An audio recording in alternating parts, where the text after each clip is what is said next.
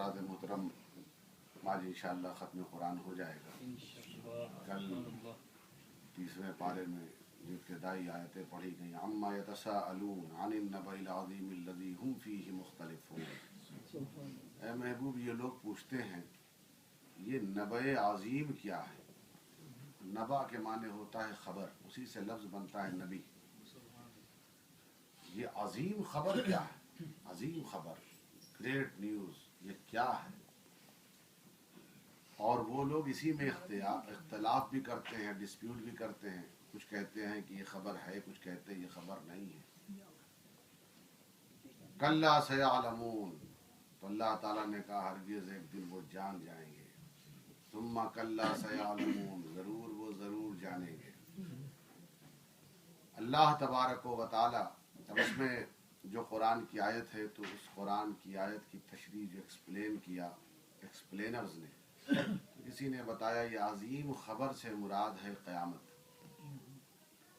ये क़यामत है इसलिए कि आगे जो आयतें आ रही हैं तो उसमें अल्लाह तबारक व तआला खुद ही बयान कर रहा कि देखो हमने ज़मीन बनाया, हमने जोड़ेदार इंसान बनाए, नर मादा बनाया, पहाड़ बनाया जिसको ज़मीन के लिए कील मैखें बना दिया, हमने तुम्हें नींद अता फरमाई जिसकी बुनियाद पर तुम्हें आराम मिलता है, रात अता फरमाई है जो तुम्हें ढांक लेती है ताकि तुम आराम से सो जाओ, दिन अता फरमाया ताकि तुम मेहनत करके कुछ हासिल कर लो।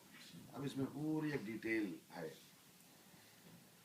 तो अल्लाह तबारक व तआला ने इस आगे जो डिटेल में बताया तो ये बताने के लिए कि लोग कह रहे थे क़यामत कैसे, एक दिन मर जाएंगे, मरने के बाद सब ख़त्म होगा, ये सब मिट जाएगा।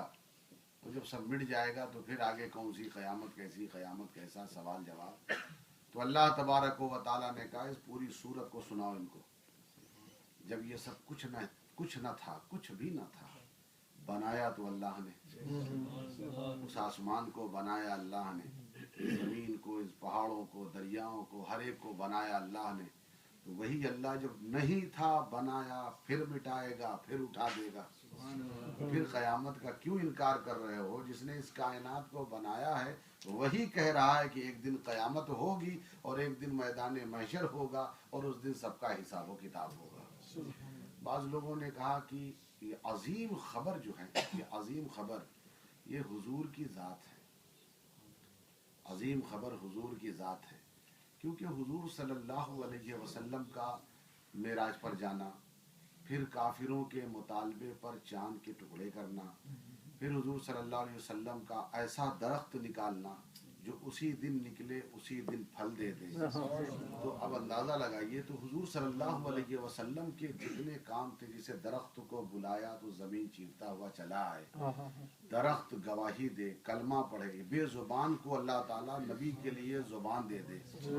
और कीजिए, दरख्त के पास ज़ुबान थोड़ी कंकरी, कलमा पढ़े, पत्थर सलाम करे, जबल उहद हिलने लगे, हुजूर कदम मारे ठहर जाए, तो गोया जबल उहद एक किस्म के रसूलुल्लाह की सवारी बनना चाहता था कि काश है नबी मैं आपकी सवारी होता, आप मुझ पर न चलते मैं चलता।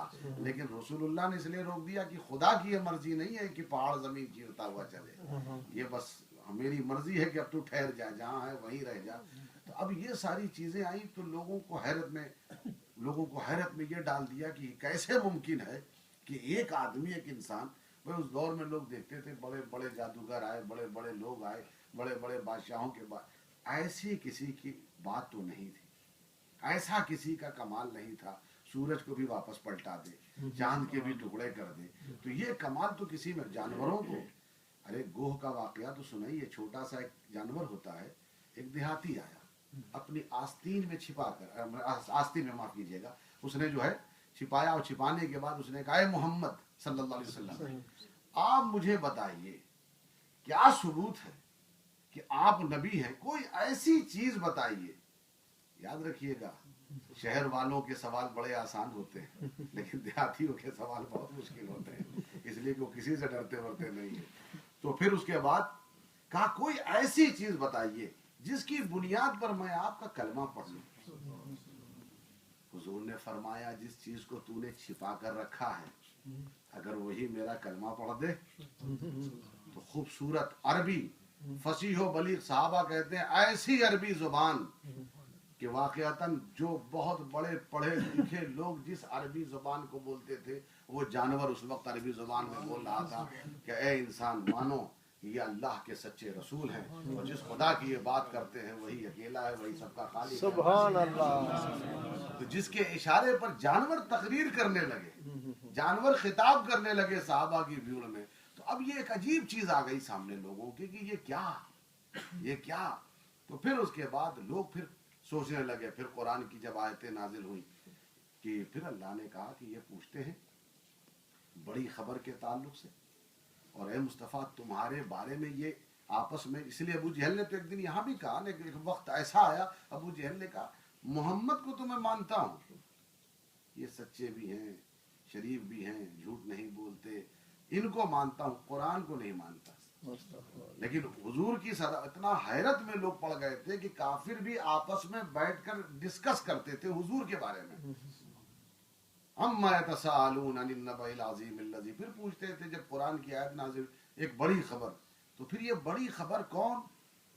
تو اب حضور کے بارے میں، تو حضور صلی اللہ علیہ وسلم نے جب لوگوں کے سامنے بیان کیا اپنے بارے میں کہ اللہ نے جس طرح حضور کو بنایا، جس طرح حضور کو بنایا، نور، اور پھر نور سے اپنے فیضان سے حضور کو بنایا، تو اس عالم میں حضور کو جیسے ہی اللہ نے کریٹ کیا حضور فوراً سجدے میں چلے گئے۔ اب وہ پوری کیفیت حضور نے اپنے بننے کی لوگوں کو بیان کی، ایک بڑی خبر دی، لوگ حیرت میں آ گئے کہ یہ کیسے، شک میں آ گئے۔ تو اللہ نے کہا کہ کس بات میں شک کرتے ہو؟ آسمان کو دیکھو، اس پہاڑوں کو دیکھو، زمین کو دیکھو، عجائبات قدرت کو دیکھو، کتنی چیزیں دیکھو، اس دنیا کو جب دیکھو گے تب حیرت میں نہیں پڑو گے۔ جس نے اس کائنات کو بنایا، دیکھیے آپ کو حیرت ہوگی، سورج کتنا بڑا ہے زمین سے، بہت بڑا ہے، بہت بڑا ہے، اور سورج کی روشنی کا عالم یہ ہے، یہ تو بیچ میں پردے پڑے ہیں، پلیٹس ہیں، آپ سب جانتے ہیں، یہ سب سائنس نے بالکل سامنے رکھ دیا ہے، پلیٹس ہیں، اور انہی پلیٹس کی وجہ سے یہ جو اس کی جو گرمی ہے یہ پوری نہیں آتی ہے، پوری آ جائے تو سب راکھ ہو جائیں گے، لیکن یہی سورج ہے، اوپر کی طرف روشنی جب اس کی اوپر کی طرف جاتی ہے تو ایک بلیک ہولز ہیں، وہ اس کی روشنی کو پی جاتے ہیں، اور ایک بلیک ہول جو ہے کم سے کم 1-2 گنا نہیں، سورج سے کروڑوں گنا بڑا ہے، تو کتنی بڑی اس کی خلقت ہے، کریشن، اس کائنات کو سوچئے۔ تو اللہ نے کہا کہ اتنی بڑی کائنات جس نے بنا دی ہے تم حیرت میں آتے ہو؟ ارے جس کے قدموں کے صدقے یہ بنایا ہے پھر اس کو کتنا کمال والا بنایا، یہ ہے عظیم خبر۔ اس کائنات کو دیکھو، محمد عربی کو پہچانیں صلی اللہ علیہ وسلم۔ تو حضرات محترم، حقیقت یہ ہے، اسی طرح اللہ تبارک و تعالیٰ نے قرآن میں بہت ساری چیزوں کو بالکل ظاہر نہیں کیا، جیسے عظیم خبر، تو عظیم خبر سے لوگوں نے مراد لیا، اور واقعتاً عقل کہتی ہے کہ یہ حضور کی ذات ہے، عقل کہتی ہے۔ اب اس کے علاوہ اسی طرح اسم اعظم کو چھپایا، اسم اعظم کو بھی اللہ نے چھپا لیا، اسی طرح شب قدر جو آج آئے گی اس کو بھی پوشیدہ رکھا گیا۔ اب چونکہ رسول اللہ اپنی پوری زندگی آخری 10 دن، رمضان کے آخری 10 دن اعتکاف فرماتے تھے، اس سے لوگوں نے زیادہ گمان کیا کہ آخری 10 دن میں ہی شب قدر ہوگی۔ پھر حضور نے خود، ایک حدیث ہے کہ طاق راتوں میں، بعض صحابہ نے کہا 24 کی رات کو قسم کھا کر کہا کہ 24 کی جو شب تھی اس دن ہم نے شب قدر کو پا لیا۔ اب اس کی پہچان بتائی، فضا خوشگوار ہونا، بہت ساری پہچان ہے، سمندر کا پانی میٹھا ہو جاتا ہے، وغیرہ وغیرہ۔ تو کہنے کا مطلب یہ ہے کہ اب یہ ہے کہ شب قدر کو بھی پوشیدہ کر لیا گیا، چھپا لیا گیا۔ اب سورہ قدر میں اس کی کچھ ہنٹ دے دیے گئے، جیسے لیلۃ القدر 3 ٹائمز آیا، لفظ ورڈ لیلۃ القدر، اب سورہ قدر میں 3 ٹائم آیا، اور لیلۃ القدر اس میں 9 لیٹرز ہیں، اب 9 کو 3 ٹائمز کیجئے تو 27 ہو جاتا ہے، اس سے پتہ چلتا ہے کہ 27 کی جو شب ہے وہ شب قدر ہے۔ اسی طرح ایک لفظ آتا ہے ہیا، وہ انڈیکیٹ کرتا ہے، اسی طرح شب قدر لفظ سورہ قدر میں سلام ہی حتی مطلع الفجر، یہ 27th ورڈ ہے، تو یہ بھی انڈیکیٹ کرتا ہے کہ شب قدر 27 کو ہوگی۔ لیکن یہ ہے، ایک چیز میں آپ کو بتاؤں، مگر یہ ہے کہ شب قدر بعض لوگوں نے کہا پورا سال دور کرتی ہے، پورا سال، کچھ لوگوں نے کہا رمضان میں رہتی ہے، کچھ لوگوں نے کہا رمضان کے اخیر میں رہتی ہے۔ بہرحال بہرحال ایک چیز تو ہے نا کہ آج کی رات جو 27 کی ہے قرآن ختم ہوتا ہے، سبحان اللہ، قرآن ختم ہوتا ہے، اور یہ بات طے ہے کہ قرآن ختم ہوتا ہے۔ اور ایک بات اور مشہور ہے، زبان خلق کو نکار خدا سمجھو، یعنی جو بات مخلوق کی زبان پر آ جائے اس کو اللہ کا اعلان سمجھیے۔ عبادت میں آپ دیکھیے پوری دنیا میں مسلمان شب قدر جو مناتا ہے، میجارٹی 99.99% وہ کب مناتا ہے؟ 27 کو۔ میں کہتا ہوں شب قدر دینے والی ذات کس کی ہے؟ اللہ کی۔ اگر نہیں بھی ہوگا تو اللہ تعالیٰ اتنے ہی فیضان سے مسلمانوں کو مالا مال کرتا ہے، سبحان اللہ، اس لیے یہ رات ضائع ہوتی ہی نہیں ہے۔